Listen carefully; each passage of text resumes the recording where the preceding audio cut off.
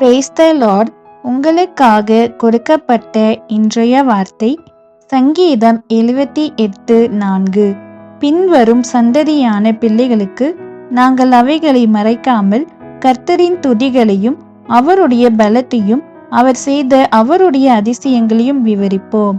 கர்த்தருக்குள் பிரியமானவர்களே, தேவனுடைய கிரியைகள் அனைத்தும் மிகவும் பலமுள்ளவைகள், அதிசயமானவைகள் என்று வேதம் வாசிக்கிற உங்கள் எல்லாருக்கும் தெரியும். தேவன் யாக்கோபிலே சாட்சியை ஏற்படுத்தி இஸ்ரவேலிலே வேதத்தை ஸ்தாபித்து அவைகளை தங்கள் பிள்ளைகளுக்கு அறிவிக்கும்படி நம்முடைய பிதாக்களுக்கு கட்டளையிட்டார்.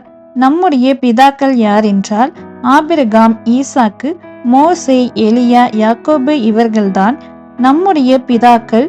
அவர்களுக்கு முன்பாக எகிப்து தேசத்து சோவான் வெளியிலே அவர் அதிசயங்களை செய்தார். கடலை பிளந்து அவர்களை கடக்க பண்ணி ஜலத்தை குவியலாக நிற்கும்படி செய்தார். பகலிலே மேகத்தினாலும் முழுதும் அக்கினி வெளிச்சத்தினாலும் அவர்களை வழிநடத்தினார்.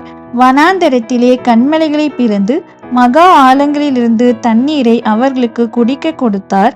கண்மலையிலிருந்து நீரோட்டங்களை புறப்பட பண்ணி தண்ணீரை நதி போல ஓடி வரும்படி செய்தார்.